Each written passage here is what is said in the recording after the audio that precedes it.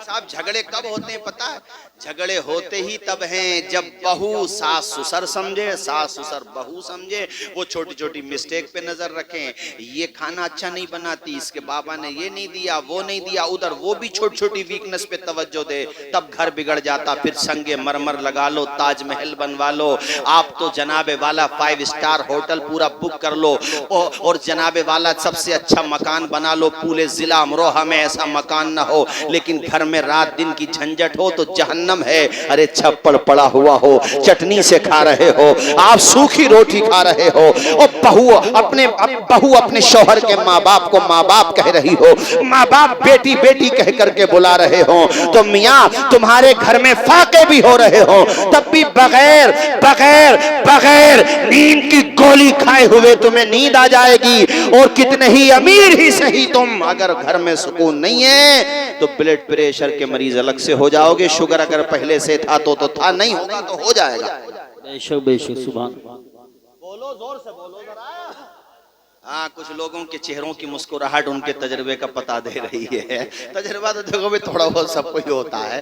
हमारे भी stage line के एक आदमी थे, खैर मरहूम हो गए, अल्लाह उन्हें जन्नत नसीब करे, बेचारे बड़े परेशान रहते थे, जब भी मिले उन्होंने यही शिकवा किया। हमारे कारी साहब पहुंच गए वहां तक, खैर तवज्जो है आपकी। तो ये होता है, और अभी भी है एक साहब, तो अल्लाह उनको भी उम्र में बरकत, अल्लाह उनकी उम्र में बरकतें अता फरमा। तो खैर, बीवी अपने शौहर के माँ बाप को माँ बाप की निगाह से देखे, बोलो जोर से बोलो, और शौहर के माँ बाप उन्हें प्यार दें, सम्मान दें, इज्जत दें, ताकि वो मैके में जाके तारीफ करे और वो ये कहे कि हमें हमारे मैके में इज्जत दी जाती है, सम्मान दिया जाता है, झगड़ों की नौबत ही नहीं आए। अपने शौहर के माँ बाप को इतना प्यार दो, इतना प्यार दो कि जब भी घर में मियाँ बीवी में कोई झगड़ा हो तो तुम्हारे माँ बाप अपने बेटे की तरफ से न बोलें बल्कि तुम्हारी तरफ से बोलें। सुभान अल्लाह। और ये होता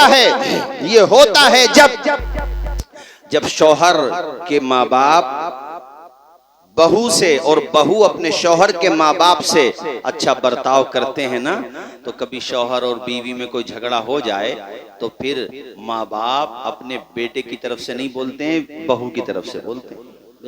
और ये कहते हैं परेशान करेगा तो तू घर से जाएगा, ये नहीं जाएगी। अब मुझे बताओ, उस घर में कभी परेशानी आएगी? जिस घर से बेटा तो जाए, बहू ना जाए तो कभी परेशानी, और बेटा जाएगा तो कहाँ जाएगा। लेकिन बहू अगर जाएगी तो नौबत पंचायत तक आएगी, और फिर पंचायत की नौबत कोर्ट कचहरियों तक जाएगी। इसलिए मैंने ये बात आपको बीच में समझाने की कोशिश की। बताना ये चाह रहा था, सबसे पहला रिश्ता जन्नत में कायम हो रहा है हम सबकी माँ हजरत हव्वा और आदम के दरमियान। इस बात का हमेशा ख्याल रखा करो कि जब भी अपनी बस्ती में, रिश्तेदारी में, आस पास में, आइज़ा अक़रबा में ये तकरीब मुनक़िद होने वाली हो, उनसे साफ साफ कह दो या तो कोई प्रोग्राम होगा नहीं, और अगर होगा तो मदीने वाले का जलसा होगा। क्या कहने हैं, सुभान अल्लाह, सुभान। जोर से बोलो, मदीने वाले का। ये दूर नहीं है, यहाँ से चश्मदीद गवाह मौजूद है मेरे पास। अमरोहा बारात गई थी,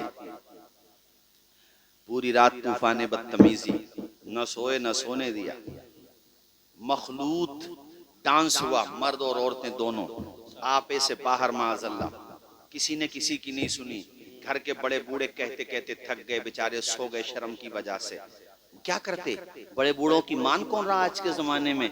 चंद पैसे कमाने लगे तो माँ बाप तो छोड़ो, दादी दादा को आंखें दिखाने लगे, कोई वैल्यू नहीं समझते उनकी। बहुत समझाया, माने नहीं। बारात गई अमरोहा, और हाँ, जिन गाड़ियों में बारातें गई थी, यानी बारात को और भी लोग गए थे, उनमें भी छोटे छोटे डिब्बे नहीं आते थे पहले, वो ऊपर लगा लिए गाने गाते हुए, और उसके गिलास खोल लिए, लड़के आधा आधा जिस्म बाहर करके नाचते हुए जा रहे थे। याद रखना, अल्लाह ताला मुस्कुराने का मौका देता है तो वो आंखों में आंसू भी दे देता है। अल्लाह ताला अगर तुम्हें खुशी देता है तो वो रुला भी देता है, सुबह मगरूर को वो शाम भी कर देता है, शोहरतें करके खत्म गुमनाम भी कर देता है। वक्त से आंख मिलाने की हिमाकत न करो, वक्त इंसान को नीलाम भी कर देता है। जब बारात अमरोहा से वापस आई, यहीं करीब की बारात थी, चलो नाम नहीं लेते, छोड़ो उस बस्ती का। बारात आई वापस, ऐसा भयंकर एक्सीडेंट हुआ उस गाड़ी का जिसमें दूल्हा दुल्हन थे कि दूल्हे का भेजा पोलोथीन में भर के लाना पड़ा। तो चश्मदीद गवाह मौजूद है, हालांकि अखबारी कटिंग मेरे पास है, सुवार में भी ऐसा और भी जगहों पे, लेकिन ये जो मैंने तुम्हें बताया इसका चश्मदीद गवाह मेरे सामने मौजूद है। उसने मुझसे ये बात बताई थी, पंसुखा के फरमान भाई, कि उस बारात में वो खुद गए थे। उन्होंने मुझे बताया कि हम खुद गए थे बारात में और ऐसा हुआ वहां पर। ये नतीजा होता है ऐसी बेहुदा रस्मों का, ये रिजल्ट निकलता है ऐसी बेहुदा रस्मों का। लेकिन जो शादियां नबी की सुन्नत में नबी के सुन्नत के सांचे में ढल के की जाती हैं, जो निकाह मुस्तफा की मोहब्बत में मोहब्बत के सांचे में ढलने के बाद किए जाते हैं, उनमें अगरचे खाना खिलाना कम होता है मगर बरकतें हजरत उन्हीं में ज्यादा होती हैं। उन्हीं में आपको सुकून मिलेगा, उन्हीं में आपको करार मिलेगा। नूर खजरा से दिल जगमगा लीजिए, अपने दिल को मदीना बना लीजिए। जो भी देखे वो शैतान नबी का कहे, अपना किरदार ऐसा बना लीजिए। बात जगह आप कितने समझा लो, उनको बता लो कि भैया देखो उल्टा सीधा काम मत करो, अच्छा काम करो। निकाह करना नबी की सुन्नत है, बड़ी प्यारी सुन्नत है, वो मानेंगे नहीं आपकी कोई बात। और क्या कहेंगे, अम्मा ये दिन कोई बार बार थोड़ी आएगा। अरे सुन्नत मुस्तफा की है तो तुम काम शैतान का क्यों कर रहे हो? जब ये हमारे नबी की प्यारी सुन्नत है तो सुन्नत का रंग भी तो नजर आना चाहिए। एक बात और कहूंगा, चूंकि शादी का प्रोग्राम है, आप जहां पे खाना करते हो टेबल पे या नीचे दस्तरखान पे, जहां पर भी बहरहाल, लेकिन चाहे पोलोथीन वाला हो, दस्तरखान जरूर होना चाहिए। दस्तरखान जरूर हो, खाने का लुकमा, चाहे वो चावल का दाना हो, रोटी का टुकड़ा हो या तरकारी का कोई गोशा गिर गया थोड़ा सा, वो गिरा है तो उसको उठा लो। हुजूर पाक फरमाते हैं, यानी अहादीस से इस बात की हमें रोशनी मिलती है कि जो गिरा हुआ लुकमा आप उठाएंगे ना, उससे आपको नेकियां भी मिलेंगी और शिफा की दौलत भी मिलेगी। उसको फेंको मत। जैसे अब क्या होने लगा आजकल, मैं देखता हूँ कि जरा सी रोटी ठंडी हो गई तो बहुत सारे लोग क्या है उसको टेबल के नीचे फेंक देते हैं, हालांकि वो रिस्क है, बाद में कहाँ जाएगा, वो नालियों में डालेंगे। और ये बचा हुआ खाना पीना, मैं आप सबसे कहता हूँ ये नालियों में मत फेंका कीजिए, आप इसको घूर पे या गंदगी में मत डाला कीजिए। ये चाहे आप जानवरों को खिला दीजिए, चिड़ियों को खिला दीजिए, अपने घर पे पलने वाली जो भी जानवर हैं आपके घर पे उन्हें खिला दीजिए, मगर इसको आप गलत तौर पे इस्तेमाल मत कीजिए, चूंकि ये रिस्क है। रिस्क अगर नाराज हो जाता है तो फिर नस्लों तक हाथ नहीं आता है। रिस्क की इज्जत करना सीखो, आप रिस्क की इज्जत करेंगे आपके हिस्से में रिस्क आता रहेगा। ये मैंने आपसे इसलिए कहा कि मैंने खुद देखा शादी ब्याह के मौके पे रिस्क की बड़ी बेहुरमती करते हैं लोग। अपने घर पे सूखी भी खा लेंगे, है ना, ठंडी रोटी भी खा लेंगे, लेकिन दावत में जाएंगे तो जरा सा भी उसके अंदर अगर गर्मी नहीं है, वो ठंडी हो गई तो चलो ठीक है आप गर्म रोटी ले लो, कोई कबाहत नहीं है, लेकिन हजरत अगर वो हाथ में ठंडी हो गई तो उसे फेंको तो मत, उसे फेंक देते हैं रोटी को। कभी भी मत फेंको उसकी, बल्कि उसका अदब करो, उसका लिहाज करो। और साथियों, और एक बात मैं ये भी कहना चाहूंगा, निकाह जब आप मुनाकिद किया करें तो बेशक निकाह तो मैरिज हॉल में भी हो जाएगा, किसी हॉल में भी, कहीं पर भी हो जाएगा, लेकिन बेहतर ये है कि मस्जिद में करें। जैसे कि अभी मैंने दौरान तकरीर ये बात पीछे कह दी है आपसे, इसकी थोड़ी तफसील बयान करूं इसलिए कि देखो, एक तो ये है कि मस्जिद में दूल्हा जाएगा, बारात जाएगी, तो उन्होंने नहीं भी पढ़ी है ना नमाज, तो मस्जिद में आने की वजह से नमाज पढ़ेंगे। और नमाज जरूरी है, सबसे पहले महफूज भाई नमाज है।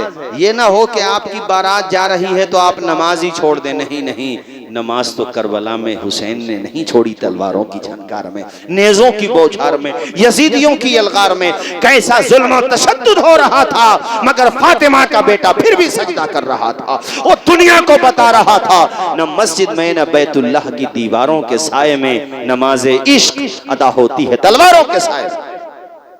उन्होंने नमाज नहीं छोड़ी।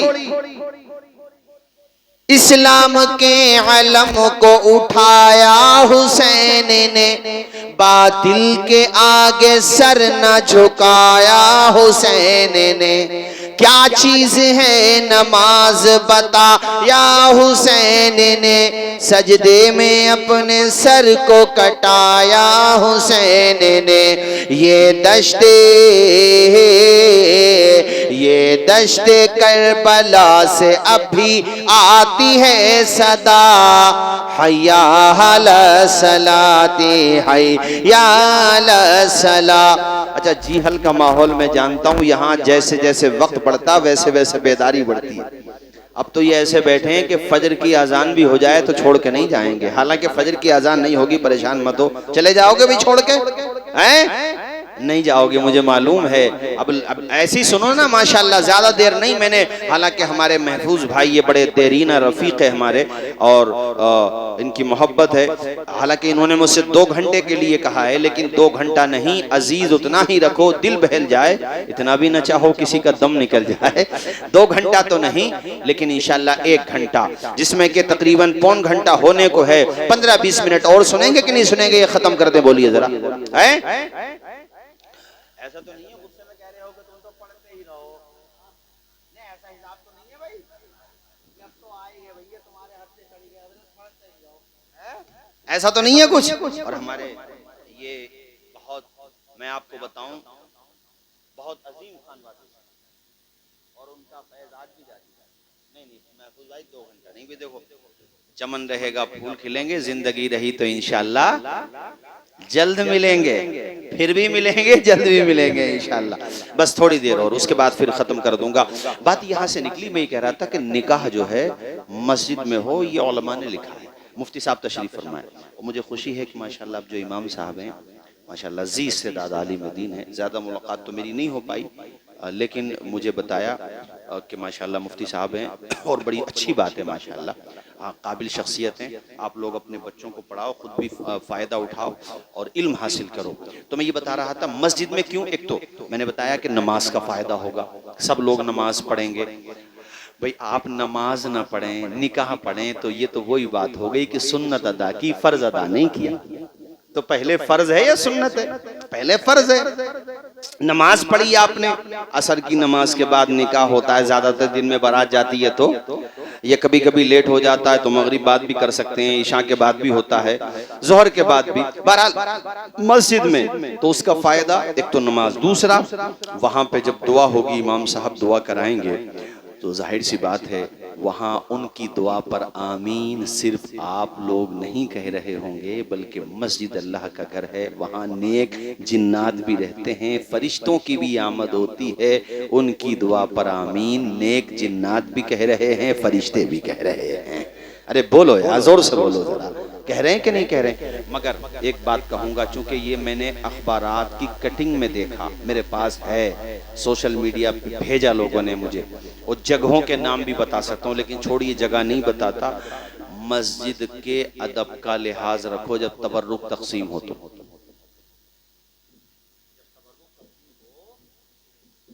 जैसे छुआरे बांटते हैं, जो भी आप बांटते हैं, जो भी सामान आपको बेहतर लगा आपने तकसीम किया, तो बांटने वाला भी और वो लोग भी जिन्हें तबर्रुक चाहिए, अदब का लिहाज रखो, नंबर सबका आ जाएगा।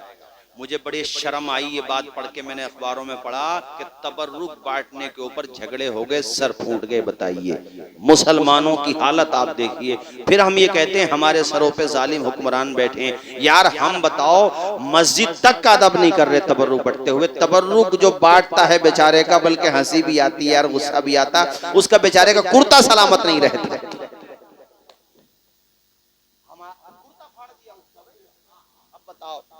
तबर्रुक बांटने वाले का, वो किसी ने लिखा था, वो सही लिखा था कि मुसलमानों की हालत देखो, मस्जिदों का अदब नहीं तबर्रुक जब तकसीम होता है तो, और इनके अंदर अखलाक कितना गिर गया है मुसलमानों का कि इनके वहां मस्जिदों के इस्तंजा खानों के लोटे तक जंजीरों से बांधने पड़ रहे हैं। बताइए, बताओ अगर मैं गलत बात कह रहा हूं।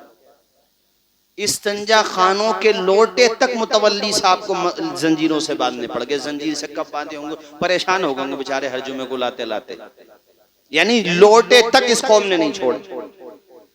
अखलाकी जवाल देखिए, जो कौम अमानतदार, ईमानदार और ऐसी वफादार थी कि अपना तो अपना बेगाना भी तारीफ करता था, आज उसकी मस्जिदों के संजा खानों के लोटे तक सलामत नहीं। वो जो गुल्लकें होती हैं मस्जिदों में, जिसके जिन गुल्लकों में चंदा होता, उसका तक ताला लगाना पड़ता। ताला खुशी में तो नहीं लगाया होगा उन्होंने, अमानत में खयानत की वजह से। अरे तुम तो वो थे कि दिल्ली की जामा मस्जिद पे एक बेचारे मुसलमान गरीब थे, वो भीख मांग रहे थे। वहां से कोई एक अंग्रेज गुजरा, उसका बड़ा सा पर्स था, वो गिर गया, इनकी नजर पड़ गई, इन्होंने सोचा उठा लेगा।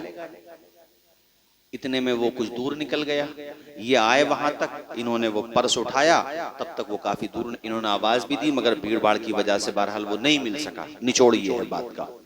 लेकिन देखो, भीख मांगते थे, घर का चूल्हा लोगों की इमदाद के पैसों से चलता था। बेशक भिखारी जरूर थे मगर मुस्तफा के दीन के गद्दार न थे। अमानतदारी में दगा नहीं लग, अमानतदारी पे थप्पा नहीं आने दिया उन्होंने। उस बस्ते को, उस पर्स को, बड़ा सा जो पर्स था, ऐसे ही रखा। काफी दिनों के बाद उस अंग्रेज का वहां पे आना हुआ, इन्होंने पहचान लिया, उसका हाथ पकड़ा और कहा तुम्हारी अमानत मेरे पास है। उसकी आंखों में आंसू आ गए। वो कभी इसकी हालत को देखता और कभी इसकी बात को देखता। कहा मुझे लेके चलो। फिर वो अपनी झोपड़ी में ले गए। उस पर्स को खोल के तक नहीं देखा था नबी के गुलाम ने, खोल के तक नहीं देखा था।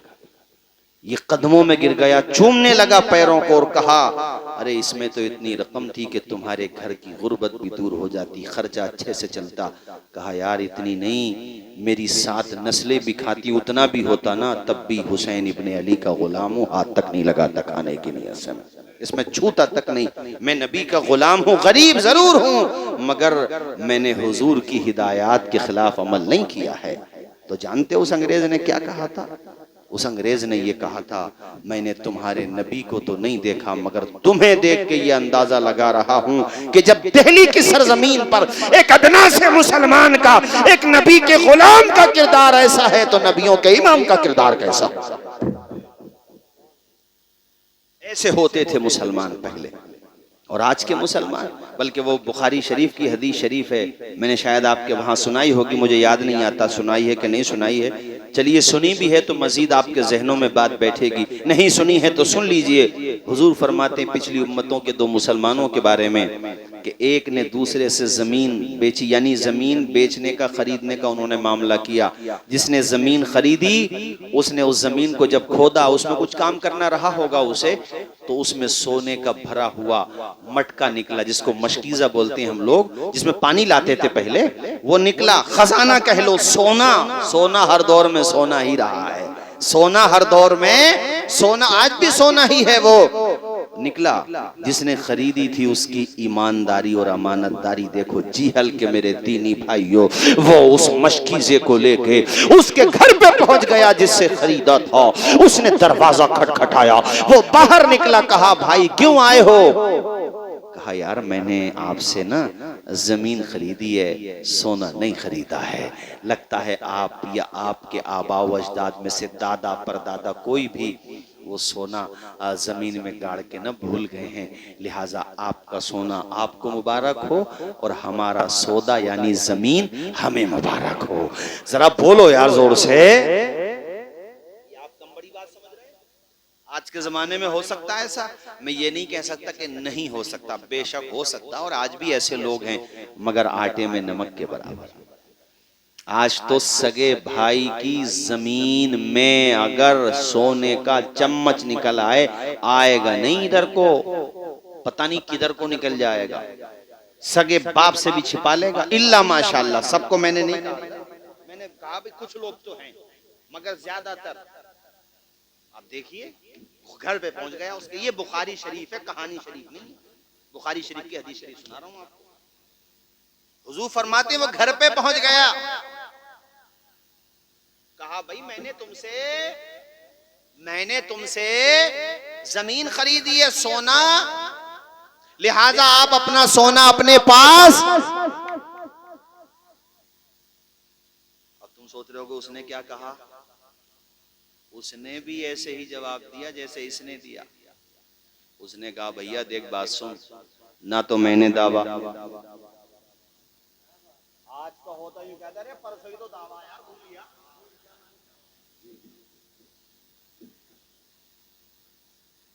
वो यूं कहता है किसी से कहा तो ना तो आ जाएंगे शायद क्या बोला इनकम टैक्स वाले परसों ही तो दावा था भूल गया। या खुद को नहीं कहेगा तो मेरे अब्बा बताते थे यार, मेरे दिमाग से निकल गई। इसने कहा ना तो मैंने दावा ना मेरे बाप ने कभी मुझसे किया। मतलब निचोड़ गुफ्तगू का ये है कि इसने अपने आप को लालच की नाव में बैठने से पूरे तौर पे बचा लिया। बोलो जोर से। सोना उस जमाने में भी सोना ही था, और वो भी एक मटका भरा हुआ है। कैसे दिल में ख्याल आ रहे होंगे, अल्लाह तुम्हें भी अता फरमा दे। अरे अरे मना क्यों यार, हद हो गई। अरे मना क्यों कर रहे हो? अल्लाह आपको भी दे हमें भी दे, आमीन बोलो। खुदा के खजानों में कमी। अरे मैंने कह दिया तो आप मना क्यों कर रहे हो? उससे जब मांगो तो खूब मांगो, उससे मांगो तो। अरे देने वाला हाथ लेने वाले हाथ से अच्छा होता है, देने वाले बनो।